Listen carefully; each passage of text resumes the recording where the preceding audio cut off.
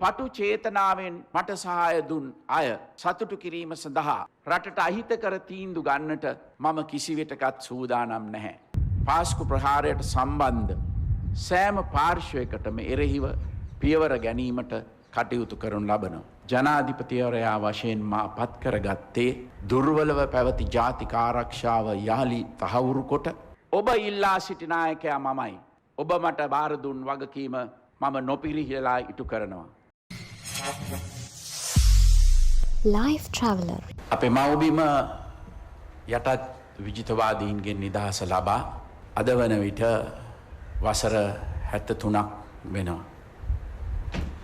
නිදහස දිනා ගැනීම සඳහා විවිධ කැපකිරීම් කළ සිංහල, දමිළ, මුස්ලිම්, මැලේ, බර්ගර් විවිධ ජන කොටස් වලට අයත් සියලුම නායකයන්ට අද දිනේ අපේ ගෞරවය පුද කරනවා. එමෙන්ම ජාතිය නිදහස හා ස්වෛරීත්වය වෙනුවෙන් දෙවිපිදූ හා විවිධ කැපකිරීම් කළ රණවිරුවන් මා කෘතවේදීව සිහිපත් කරනවා. නිදහස ලබා ගත වූ වසර 73ක කාලය තුල අපි ජාතියක් වශයෙන් බොහෝ අභියෝගයන්ට මුහුණ දී තිබෙනවා. ආගමික හා වාර්ගික මතගැටුම්, ජාතිවාදී හා ත්‍රස්තවාදී ක්‍රියාකාරකම්, අනිසි විදේශ බලපෑම්, විවස්ථා අර්බුද වැනි ගැටලු රාශියකට අපි විටින් විට මුහුණ දුන්නා. ජාතික ආරක්ෂාව තහවුරු කිරීම අපේ රටේ ජීවත් වන විවිධ ජනවර්ග අතර සැබෑ සංහිඳියාවක් ඇති කිරීම මෙන්ම දුප්පත්කම සහ මුලින්ම තුරන් කොට ශක්තිමත් ආර්ථිකයක් ගොඩනගා රටට තිරසාර සංවර්ධනයක් උදා කිරීමේ අභියෝගය තවමත් අප ඉදිරියේ තිබෙනවා. අපේ රටේ ජාතික උරුමයන්, පාරම්පරික සිරිත් විරිත්, ජාතිකත්වය හා දේශාභිමානය බරපතල තර්ජනයකට මුහුණ දී තිබුණ අවස්ථාවක මේ රට 69 ලක්ෂයකට අධික ජනතාව ජනාධිපතිවරයා වශයෙන් මා පත් කරගත්තේ දුර්වලව පැවති ජාතික ආරක්ෂාව යහලි තහවුරු කොට මව්බිම මුහුණ දී තිබුණු අභියෝගයන් ජය ගැනීම සඳහා නායකත්වය දෙන්නයි. මම සිංහල බෞද්ධ නායකයෙක්. එය ප්‍රකාශ කරන්නට මම කිසිවිටකත් මැලිවන්නේ නැහැ. මම මේ රට පාලනය කරන්නේ බෞද්ධ ඉගැන්වීම් වලට අනුවයි. සෑම ආගමකටම සෑම ජාතියකටම නිසි ගරුත්වය ලබා දෙන අවිහිංසාවාදී සාමකාමී බෞද්ධ දර්ශනය තුළ අපේ රටේ සෑම ආගමිකයෙකුටම සෑම ජාතිකයෙකුටම රටේ පවතින නීති රාමුව තුළ එක හා සමාන නිදහස භුක්ති විඳීමේ අයිතිය තිබෙනවා. දේශීයත්වය අගයන රටේ ස්වෛරීත්වය සුරකින ජාතික නායකත්වයකට එරෙහිව ජාතිද්‍රෝහි බලවේග එක්වී කඳවුරු බැඳ ගැනීමත් තම අරමුණු ඉටු කර ගැනීම සඳහා දේශීය මෙන්ම විදේශීය බලවේග සාය පැතීමත් හැම විටම සිදුවෙනවා. මෙය ඉතා සූක්ෂම ලෙස විවිධ බොරු ප්‍රචාර හරහා ජනතාව නොමග යවන්නට කටයුතු කරනවා. මා ඉල්ලා සිටිනවා මේ රටේ ජනතාවගෙන් සෑම විටම විචාර බුද්ධියෙන් කටයුතු කරන්නට කියා. දත්ත මත පදනම් කොට කරුණු විමසා බලා සත්‍ය හඳුනාගෙන තීන්දුව තීරණ ගන්නවා නම් කිසිවෙකුට ජනතාව නොමග යවන්නට බෑ. ජනතාව විසින් වත්මන් රජයට වරන් ලබා දී තිබෙන්නේ මා විසින් ඉදිරිපත් කළ සෞභාග්‍යයේ දැක්ම ප්‍රතිපත්ති ප්‍රකාශනයේ ක්‍රියාවට නංවන්නටයි. අනාගත පරපුර වෙනුවෙන් දිනූ නිදහස සෑම විටම සුරකින්න බවත් අපේ රටේ ඒකීය භාවය, බහුමික අඛණ්ඩතාව හා ස්වෛරීත්වය ආරක්ෂා කරන බවත් රාජ්‍ය නායකයා වශයෙන් මම ප්‍රතිඥා දී තිබෙනවා. ඒ ප්‍රතිඥාව මම හැම විටම සුරකින්නවා. ශ්‍රී ලංකාව ප්‍රජාතන්ත්‍රවාදී රටක්. මේ රටේ ජීවත් වන සෑම පුරවැසියෙකුටම හිමවන්නේ සමාන අයිතියක්. වාර්ගික හෝ ආගමික හේතුන් මත පුරවැසියන් බෙදා වෙන් කිරීමේ උත්සාහයන් අපි ප්‍රතික්ෂේප කරනවා. සියලු පුරවැසියන්ගේ මූලික අයිතිවාසිකම් හා මානව හිමිකම් ආරක්ෂා කරන අතර අපේ රටේ ක්‍රියාත්මක විය යුත්තේ එක නීතියක් යන ප්‍රතිපත්තිය වෙනුවෙන් අපි හැම විටම පෙනී සිටිනවා. නීතියේ ආධිපත්‍යයට අප සෑම විටම ගරු කරනවා. පසුගිය කාලේ දේශපාලඥයින් විසින් නීතිය ක්‍රියාත්මක කරන ආයතනවලට සහ අධිකරණයට සිදු කළ ආකාරයේ බලපෑම් ජනතාව ප්‍රතික්ෂේප කළා. එසේ වුවත් ජනතාව නීතිය ක්‍රියාත්මක කරන නිලධාරීන්ගෙන් සාධාරණ අපක්ෂපාතී මෙන්ම කාර්යක්ෂම සේවාවක් බලාපොරොත්තු වෙනවා.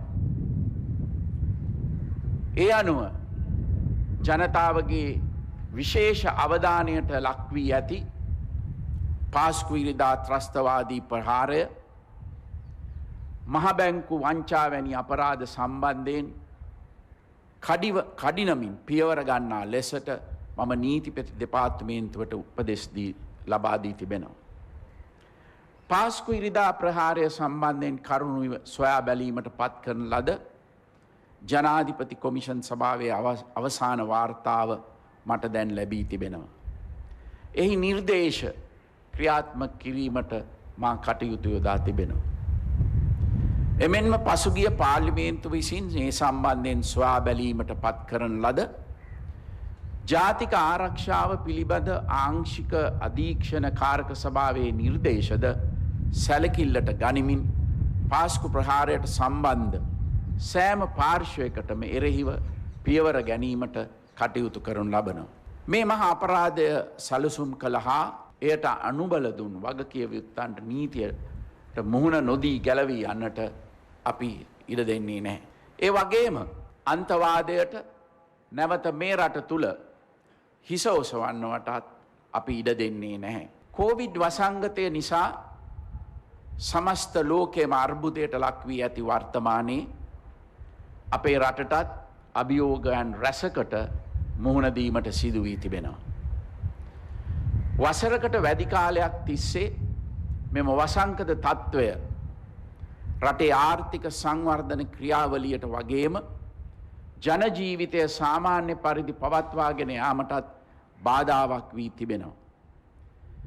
මේ මින විට ලෝකයේ රටවල් කිහිපයක්ම කෝවිඩ් වෛරසය සඳහා සාර්ථකව එන්නත් අත්හදා බලා තිබෙනවා. මෙම එන්නත් ලංකාවට කඩිනමින් ලබා ගැනීමට සහාය දෙන ලෙස මම ඉන්දියාවේ චීනයේ හා රුසියාවේ නායකයන්ගෙන් ඉල්ලීම් කළා. ඒ වගේම රජය ලෝක සෞඛ්‍ය සංවිධානය සමග මේ සම්බන්ධයෙන් සාකච්ඡා කළා. ඒ අනුව මේ වෙටවිනත් එක් එන්නතක් ලංකාවට ගෙන්වා එය අපේ ජනතාවට ලබා දීම ආරම්භ කොට තිබෙනවා. එන්නත් කරණය නොකඩවා නොනැමති ඉදිරියට ගෙන යාමට කටයුතු යොදා තිබෙනවා. වත්මන් ගෝලීය අර්බුදය හමුවේ සෑම රටක්ම පාහේ ඉගෙනගත් වැදගත් පාඩමක් වූයේ ශක්තිමත් දේශීය නිෂ්පාදකයන් පිරිසක අවශ්‍යතාවයයි. ආහාර සුරක්ෂිත භාවය හා ස්වයංපෝෂිත භාවය තහවුරු කර ගැනීම සඳහා දේශීය කර්මාන්ත යලයි නගා සිටුවිය යුතු යන අපේ ප්‍රතිපත්තියේ කාලෝචිත බව හා නිවැරදි බව මෙන් තවදුරටත් පැහැදිලි වුණා.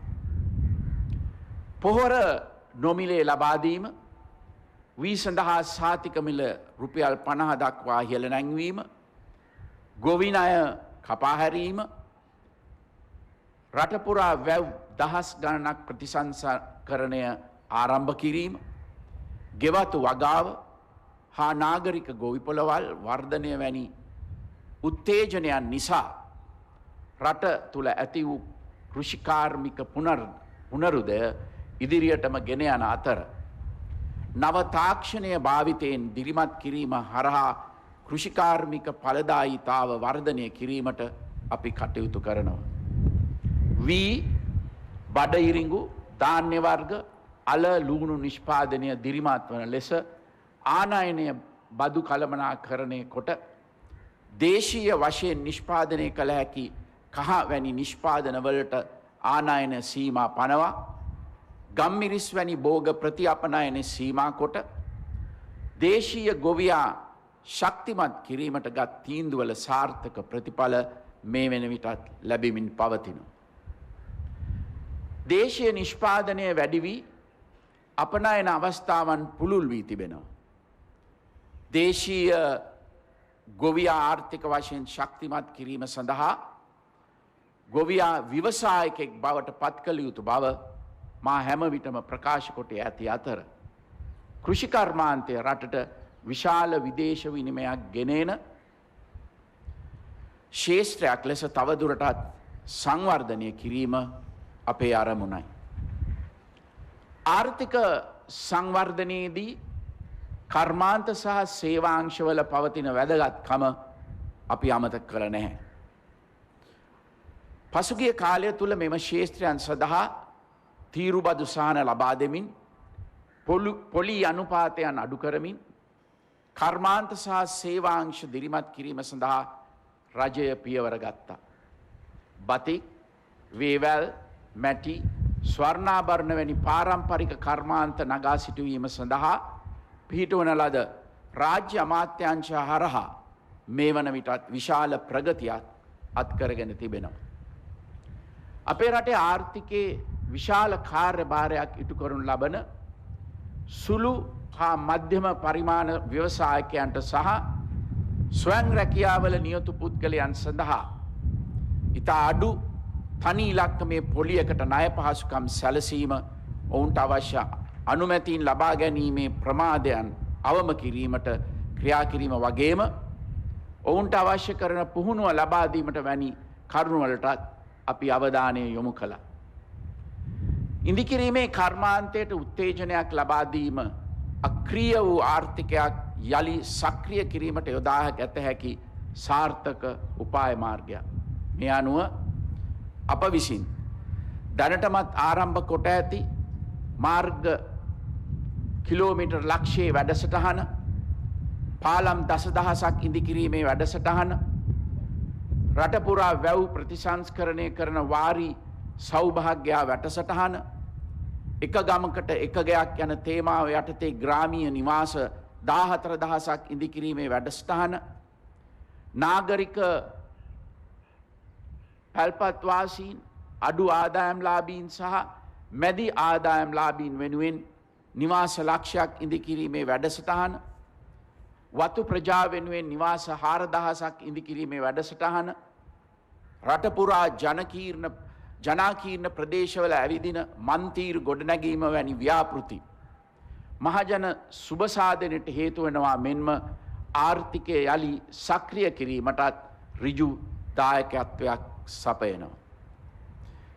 කෘෂිකර්ම කර්මාන්ත සහ සේවාංශ තුනේම වර්ධනය තුළින් ජාතික ආර්ථිකය ශක්තිමත් කරන්නට කටයුතු කරන අතරම විදේශ ආයෝජන ලංකාවට ගෙනීමේදී තිබෙන බාධා ඉවත් කිරීම සඳහා අපි කටයුතු කරනවා.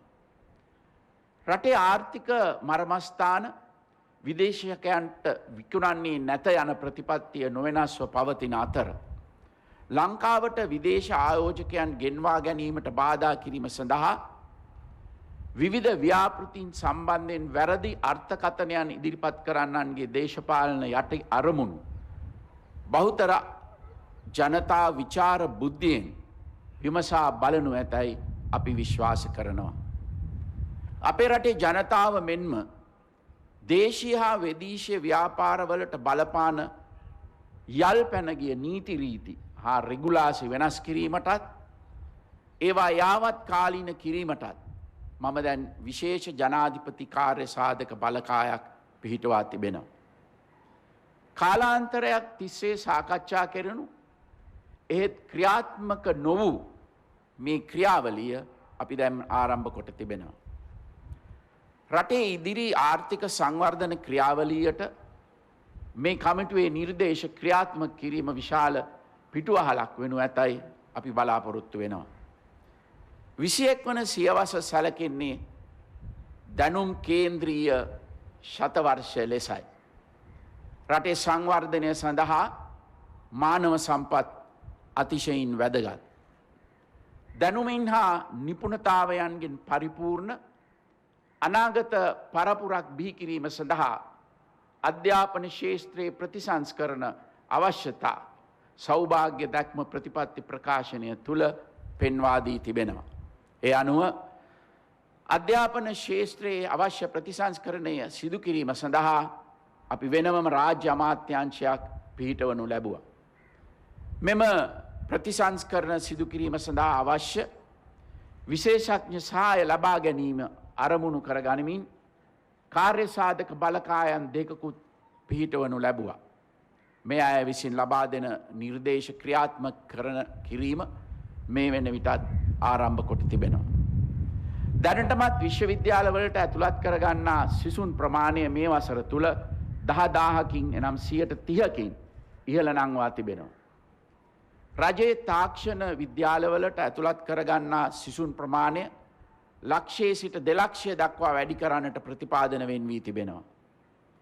විශ්වවිද්‍යාලවල ධාරිතාව වැඩි කිරීම සඳහා නගරාශ්‍රිත විශ්වවිද්‍යාල පද්ධතියක් සෑම දිස්ත්‍රික්කයක්ම ආවරණය වෙන පරිදි ඉදිකිරීමට අනුමැතිය තිබෙනවා. අධ්‍යාපන ප්‍රතිසංස්කරණ යෝජනා වේගවත්ව ක්‍රියාත්මක කිරීමට අප කටයුතු කරනවා. ඒ අනුව ඉදිරි වසර කිහිපය තුළ අධ්‍යාපන ශාස්ත්‍රයේ සැලකිය යුතු ගුණාත්මක ප්‍රගතියක් අත්කර ගැනීමට අපි බලාපොරොත්තු වෙනවා. නූතන ලෝකයේ තුළ අපේ ආර්ථික අරමුණු යථාර්ථයක් කිරීමට නම් අප රට තුළත් නව තාක්ෂණයෙන් සන්නද්ධ සමාජයක් බිහි කළ යුතුමයි. තරංගකාරීත්වය ජය ගැනීම සඳහා කෘෂිකර්මය, කර්මාන්ත සහ සේවා යන සියලු ශාස්ත්‍රවලට අනාගතයේදී තාක්ෂණය පදනම් කරගන්නට සිදු වෙනවා. එයට සහාය වීම සඳහා ජනතාවගේ ජීවන තත්ත්වය ඉහළ නංවීමට ඉවහල් වන තාක්ෂණික නව්‍යකරණ සංස්කෘතියක් ගොඩනැගීමට අපි බලාපොරොත්තු වෙනවා. සෞභාග්‍ය දැක්ම ප්‍රතිපත්තිවලට අනුව ආර්ථික සංවර්ධනය සඳහා රාජ්‍ය සහ පෞද්ගලික අංශ දෙකෙහිම තාක්ෂණය භාවිතය ප්‍රවර්ධනයටත් නවෝත්පාදන දිරිගැන්වීමටත් රජය විශාල සහායක් ලබා දෙනවා. තාක්ෂණ ශාස්ත්‍රවලට බදුසාන රැසක් මේ වන විටත් ලබා දී තිබෙනවා. තාක්ෂණය වෙනුවෙන්ම වෙනම අමාත්‍යංශය පිහිටුවා මගේ යටතට පවරා ගැනීමට පසුගිය දිනවල අපි කටයුතු කළා. මෙම අමාත්‍යංශය හරහා තාක්ෂණ ශාස්ත්‍රයේ දියුණුවට අවශ්‍ය ප්‍රතිපත්ති සකස් කිරීම හා ඒ සඳහා අවශ්‍ය නීති රීති රාමුව සකස් කිරීම මෙන්ම රාජ්‍ය යාන්ත්‍රණය හා වෙළඳපොළ ක්‍රියාවලිය සරල කිරීම දැනුම හුවමාරුවේ මෙවලමක් ලෙස තොරතුරු තාක්ෂණය භාවිතයෙන් ඩිජිටල් ආණ්ඩුකරණය පුළුල් කිරීම වැනි කරුණුවලට අවධානය යොමු වෙනවා. තාක්ෂණ ශාස්ත්‍රයේ ව්‍යවසායකත්වය දිරිගැන්වීම සඳහා කඩිනමින් ව්‍යාපාර ආරම්භ කිරීමට සියලු පහසුකම් ඇති තාක්ෂණික උද්‍යාන 5ක් තෝරාගත් දිස්ත්‍රික්ක 5ක ආරම්භ කිරීමට දැනටමත් ක්‍රියා කොට තිබෙනවා. මෙවැනි උත්තේජන හරහා තාක්ෂණ ශාස්ත්‍රය තුළ පුනර්ජීවනයක් ඇති කිරීමට අපිට අවස්ථාවක් ලැබෙනවා. මා මෙතෙක් කී සියලු දේ කළේ සමස්ත ලෝකයම අකර්මණ්‍ය කළ කෝවිඩ් වසංගතයටත් මුහුණ දෙන ගමන් වසරක වැනි කෙටි කාලයක් තුල බව අමතක නොකරන ලෙස මම මේ රටේ බුද්ධිමත් ජනතාවගෙන් ඉල්ලා සිටිනවා. වසරකට ඇමරිකානු ඩොලර් මිලියන 4,500ක් පමණ විදේශ විනිමයක් රටට ලබා දුන් සංචාරක ශාස්ත්‍රයේ මේ රටේ ලක්ෂ 30කට ආසන්න පිරිසකට ඍජු සහ වක්‍ර රැකියා සැපයුවා. මේ අය අද තම ජීවිකාව කරගත නොහැකිව දැඩි අසීරුතාවන්ට පත්ව සිටිනවා. හැකි ඉක්මනින් අපි මේ අයට විසඳුම් ලබා දිය යුතුයි. ඒ නිසා සෞඛ්‍ය මාර්ගෝපදේශ දැඩි ලෙස අනුගමනය කරමින් විධිමත් සැලසුමක් යටතේ සංචාරක ව්‍යාපාරය පියවරෙන් පියවර යලි ආරම්භ කිරීමට අපි කටයුතු කර තිබෙනවා. මම හැමදාමත් පරිසරයට ආදරය කළ කෙනෙක්. එදා නාගරික සංවර්ධන අමාත්‍යාංශයේ ලේකම්වරයා වශයෙන් සිටියදී නගර අලංකරණය, නිවාස සංවර්ධනය, ඇවිදින මංතීරු හා නාගරික උද්‍යාන සකස් කිරීම වැනි සියලු ව්‍යාපෘතිවලදී පරිසරය ආරක්ෂා කරමින් ඒ සංවර්ධන කටයුතු කරන්නට මම කටයුතු කළා. අදත් මගේ රජය අනාගත පරපුර වෙනුවෙන් පරිසරය ආරක්ෂා කිරීමට විශේෂ අවධානයක් යොමු කොට තිබෙනවා. නාගරික වන උද්‍යාන ඉදිකිරීම, හරිත නගර සැලසුම් කරණය, හරිත ව්‍යාපෘති, ජාතික රුක්රෝපණ වැඩසටහන්, ඇලමාර්ග හා වැව් අමුණු ප්‍රතිසංස්කරණය, පුරන් කුඹුරු යළි අස්වැද්දීම, කාබනික පොහොර භාවිතය ප්‍රවර්ධනය, ප්ලාස්ටික් භාවිතය සීමා කිරීම වැනි සියලු දේවල් වලින් පෙනී යන්නේ මේ රජයේ තිරසාර පරිසර කළමනාකරණ ප්‍රතිපත්තිය ක්‍රියාවට නැගෙන ආකාරයයි. ජනතා කේන්ද්‍රීය ආර්ථික ප්‍රතිපත්තිය තුල මූලික පදනම වී තිබෙන්නේ ආර්ථික නිදහසකින් තොරව ආර්ථිකයේ සැබෑ ප්‍රතිඵල අත්කරගත නොහැකි බවයි. දුප්පත්කම තුරන් කිරීම, සියලු පුරවැසියන්ට දියුණුවීම සඳහා සම අවස්ථාවන් ලබා දීම, දේශීය ව්‍යාපාරකීන් ගොඩනැගීම යන්නේ රජයේ අරමුණු ඉටකර ගැනීම සඳහා අපිට පිරිසිදු හා කාර්යක්ෂම රාජ්‍ය සේවයක් අත්‍යවශ්‍ය වෙනවා. මෙරට රාජ්‍ය සේවය සමස්ත රට පුරා විසුරුණු ශක්තිමත් යාන්ත්‍රණයක්. මේ ලෝකයේ බොහෝ රටවල නොමැති විශාල අවස්ථාවක්. එබැවින් ඒ ශක්තිමත් යාන්ත්‍රණය විසින් රටේ තීරණ ගැනීමේ ක්‍රියාවලියේදී ඉහළ දායකත්වයක් ලබා දෙනු ඇති බවට අපි අපේක්ෂා කරනු ලබනවා. එසේ වුවත් වර්තමානයේ සෑම ස්තරයකදීම තීරණ ගැනීමේ දුර්වලතාවයක් අපිට දකින්නට ලැබෙනවා. ඉතා සරල ආයතනික කටයුතු සම්බන්ධ තීරණවලදී පවා නිලධාරීන් විසින් තීරණ නොගෙන ඒවා අමාත්‍ය මණ්ඩලයට යොමු කරනු දක්නට ලැබෙනවා. සෑම කාරණයකටම චක්‍රලේඛන උපදෙස් බලාපොරොත්තු වෙනවා. තමන්ට තීරණ ගැනීමට හැකි සීමාව තුල වුවද තීරණ ගැනීමට පැකිලෙනවා. මේ తත්වය වෙනස් නොකරගත හොත් රට ඉදිරියට ගෙනියන්නට ඉතා දුෂ්කර වෙනවා. නිවැරදි තීන්දුවගෙන රට වෙනුවෙන් වැඩ කරන රාජ්‍ය සේවයක් තවදුරටත් ආරක්ෂා කිරීම සඳහා අවශ්‍ය කරන නීති ප්‍රතිසංස්කරණය මේ වනටත් සකස් වෙමින් පවතිනවා.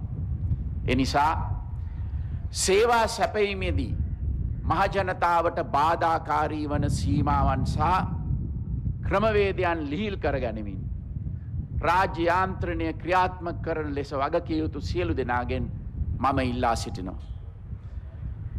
ගම සමග පිළිසඳරහක් වැඩසටහනට මම පුද්ගලිකව සක්‍රියව සම්බන්ධ වන්නේ ග්‍රාමීය සංවර්ධනය රජයේ මූලික ප්‍රමුඛතාවක් නිසයි. සෞභාග්‍යයේ දැක්ම ප්‍රතිපත්ති ප්‍රකාශනයේ සඳහන් වන ජනතා කේන්ද්‍රීය ආර්ථික ප්‍රතිපත්ති බිම් මට්ටමේ ක්‍රියාවට නැංවීමේදී දිස්ත්‍රික් සහ ප්‍රාදේශීය මට්ටමේ රාජ්‍ය යාන්ත්‍රණය ඉතා වැදගත් වෙනවා. මෙම සංවර්ධන ක්‍රියාවලියේදී ආණ්ඩුකාරවරුන්, දිස්ත්‍රික් ලේකම්වරුන්, ප්‍රාදේශීය ලේකම්වරුන්, සෞඛ්‍ය වෛද්‍ය නිලධාරීන්ගේ සිට ග්‍රාමීය මට්ටමේ සේවා සපයන ග්‍රාම නිලධාරීන්, සමෘද්ධි නිලධාරීන්, කෘෂිකර්ම පර්යේෂණ සහ නිෂ්පාදන සහකාර නිලධාරීන්, පවුල් සෞඛ්‍ය සේවා නිලධාරීන්, සංවර්ධන නිලධාරීන් ආදී වශයෙන් සෑම රාජ්‍ය නිලධාරියෙකුටම පැහැදිලි වගකීමක් පැවරෙනවා. කොරෝනා වසංගත තත්ත්වය තුළ රෝගය පාලනය සහ අනෙකුත් සේවා සම්පාදනයේදී ඔවුන් සියලු දෙනා අපිට ලොකු ශක්තියක් වුණා. ඒ වගේම රටේ ආර්ථික සංවර්ධන අභියෝගයන් ජය ගැනීමේදීද රාජ්‍ය සේවකයන්ගේ උපරිම දායකත්වය අපි අපේක්ෂා කරනවා. ජාතික මට්ටමේ කටයුතු වලදී මෙන්ම ග්‍රාමීය සංවර්ධනයේදී දේශපාලන නායකත්වයට විශාල වගකීමක් තිබෙනවා. අපේ රජයේ සියලුම කැබිනට් රාජ්‍ය ඇමතිවරු පාර්ලිමේන්තු මන්ත්‍රීතුමන්ලා මෙන්ම නගර සභා ප්‍රාදේශීය සභා දේශපාලන අධිකාරිය දිස්ත්‍රික් හා ප්‍රාදේශීය සංවර්ධන කටයුතු වලට සක්‍රියව සහභාගී වන යාන්ත්‍රණයක් අපි ක්‍රියාත්මක කොට තිබෙනවා. දූෂණය හා නාස්තිය රටක සංවර්ධනයට විශාල බාධාවක්. රාජ්‍ය පාලනය තුළ දූෂණය සහ නාස්තිය නැති කිරීම සඳහා අපි ආදර්ශයෙන් කටයුතු කරමින් සිටිනවා. දූෂණයට සහ නාස්තියට වැරදිකරුවන් වන කිසිවෙකුට රජයක් වශයෙන් අපි ලිහිල් බවක් දක්වන්නේ නැහැ. කෙසේ වෙතත් වර්තමානයේ රාජ්‍ය අංශ තුළ දූෂණය නතර කිරීමට විශාල බාධාවක් වී ඇත්තේ කැමැත්තෙන් හෝ අකමැත්තෙන් ජනතාවත් මේවාට වක්‍රාකාරව සහාය ලබා දීමයි. එනිසා මම ජනතාවගෙන් ඉල්ලා සිටිනවා දූෂණයට ඍජුව හෝ වක්‍රව සහාය නොදක්වන ලෙස. යම් කිසි පුද්ගලයෙක් දූෂණයට සම්බන්ධ නම් ඒ සඳහා ඔබව පොළඹවනවා නම් අදාළ ආයතන දැනුවත් කරන්න. දූෂණය හා නාස්තිය නැති කිරීමට රට පුරා සමාජ මතයක් නිර්මාණය කරන්න එකතු වෙන්න කියලා මම ඔබට ආරාධනය කරනවා. අපේ අනාගත පරපුර පවා මේ සම්බන්ධයෙන් දැනුවත් කළ යුතුයි. ඒ සඳහා මාධ්‍ය වලින් ලැබෙන සහායක් අපි අගය කරනවා. මා ජනාධිපති කරවීම සඳහා තමන් වෙහෙස වූ බව විවිධ පාර්ශව ප්‍රකාශ කරනවා. එය සත්‍යයක් විය හැකි. සමාජයේ සෑම පැතිකඩක්ම නියෝජනය කරන ජනතාව මාවට රොක් වී මට සහාය දුන්නා. මා විශ්වාස කරනවා බහුතරයක් එසේ කළේ පෞද්ගලික වාසි තකා නොව රට වෙනුවෙන් සේවයක් මගෙන් බලාපොරොත්තු වූ නිසයි කියා. එසේ අවංක චේතනාවෙන් මට සහාය දුන් ජනතාවගේ පොදු අපේක්ෂාවන් ඉටු කරන්නට මම හැම විටම කටයුතු කරනවා. නමුත් පෞද්ගලික හෝ ව්‍යාපාරික අවශ්‍යතා ඉටු කර ගැනීමයි පටු චේතනාවෙන් මට සහාය දුන් අය සතුටු කිරීම සඳහා රටට අහිතකර තීන්දුව ගන්නට මම කිසිවිටකත් සූදානම් නැහැ.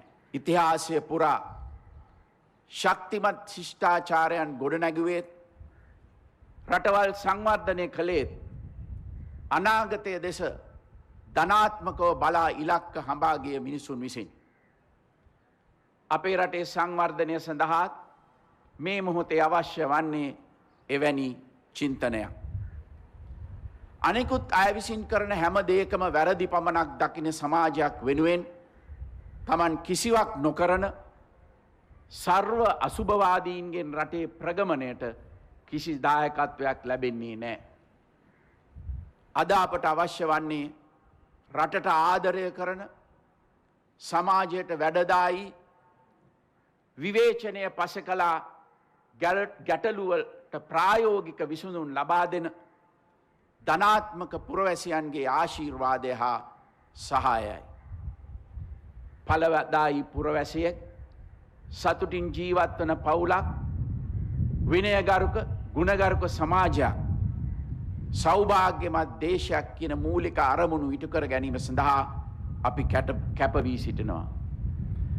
අපේ රටේ බහුතර ජනතාව ඔවුන්ගේ නිසි දායකත්වය ලබා දුන්නොත් ඒ අරමුණු ඉටු කරන්නට පුළුවන්. ඒ නිසා ධනාත්මක ආකල්ප සහිතව ඔබේත් මගේ දූපුතුන්ගේ අනාගතය ගොඩනැගීම සඳහා අප සමග එකතු වෙන ලෙස මේ රටේ සියලු පුරවැසියන්ට මම යළිත් ආරාධනය කරනවා. ඔබ ඉල්ලා සිටි නායකයා මමයි. ඔබ මට බාර දුන් වගකීම මම නොපිරිහෙලා ඉටු කරනවා. තෙරුවන් සරණයි. ඔබ සැමට ස්තුතියි. Life Traveller Reader's Digest වර්ගයේ YouTube නාලිකාව